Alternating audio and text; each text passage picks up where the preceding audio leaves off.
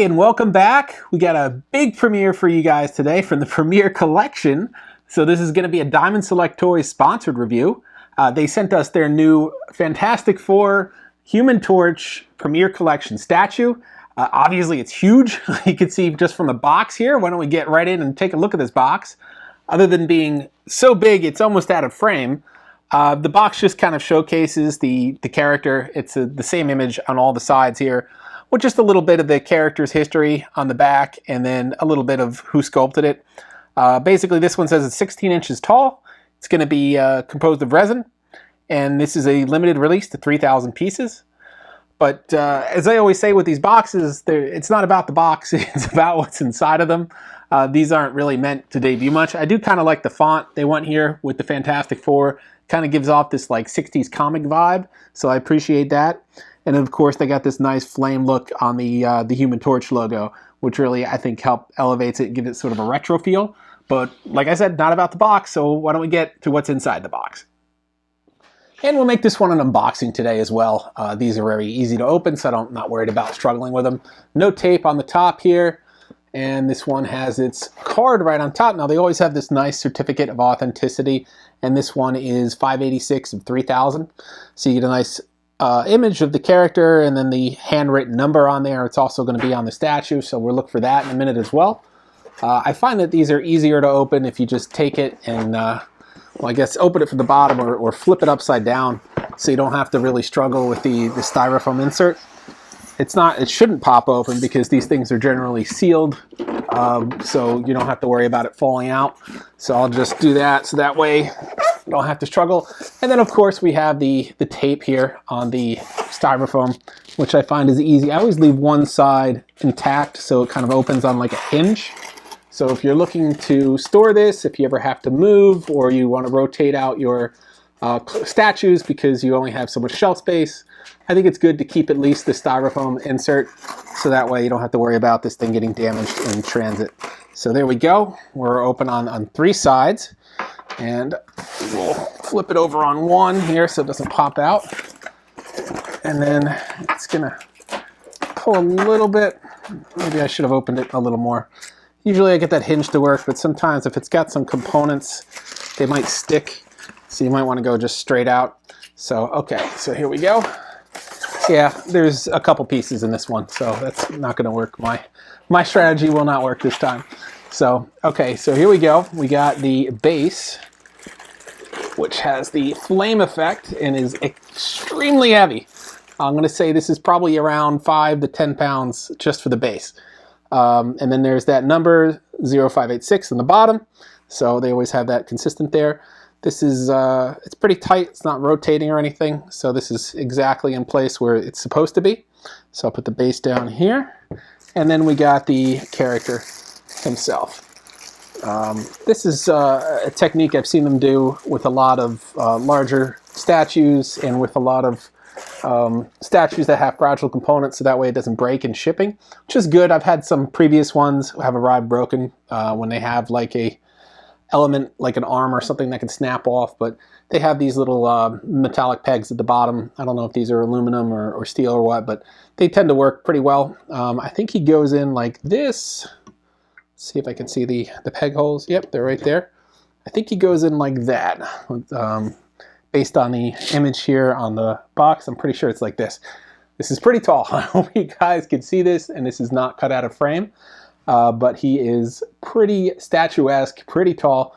We'll try to give you a close-up here. It's kind of uniquely shaped, so you might see the frame go vertical instead of horizontal on this one, but I'll try to do a horizontal. He's just so tall, it's going to be hard to get them all in frame. But taking a look at the base first, we'll just do a close-up of just the base. You can see this great flame effect. I love it. It's translucent. It's almost glass-like, but it's resin. It has the great layering of colors on here. You got like an emberish orange with a little yellow, a little light orange, a little red in there to give that real flame effect, and it's just pouring everywhere like it's a liquid almost. But it definitely gives you that look that he's bursting off in flame, going into flight. So that's pretty cool. I love this effect. Like I said, it looks like glass. kind of feels like glass, but I mean, it's resin according to the box. So that's really nice, that effect. The base itself is just a flat gray flooring, which could, I don't know, be somewhere in the Baxter building. He's taking off of that, or maybe a street or something, but it looks kind of like a sterile flat base. There's really nothing going on other than this red stripe around there. But then looking at the character himself, give you a close-up here. You see again, he's got this translucence to him. This one feels more resin than glass-like, but he's still got that great look that you can see the color penetrating him here, and he's a little bit transparent, like I said, translucent. He's got some flame effects on his legs, and he's still got that stenciling around the character to sort of give him those nice contours around his arms and his legs, so you can make out the figure with that, you know, a really nice mold on the face as well, those white eyes. I appreciate that. But these aren't just notched on there. These are cut into him, these little contours you see on the body, which is cool. So it gives him a little depth, a little bit more premium feel to him as well, which it should. He's Premier Collection. I mean, altogether, this is really impressive. It's huge. This is, I guess, it's at 16 inches. It feels a little bit taller than 16 inches. But very, very cool look to it.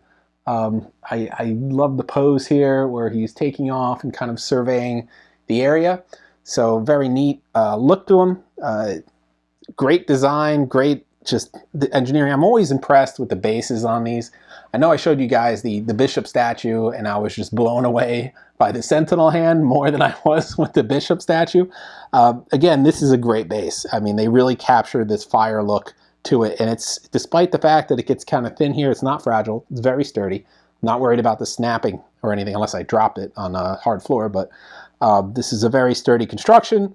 Very tall piece. This is going to take some space. You're going to need a shelf with a lot of space on it, or it's going to go on top. But other than that, I think it's a great design. If you're a Fantastic Four fan, if you're a Human Torch fan, this is a great statue for you. This really captures a lot of the character, his look, his depth.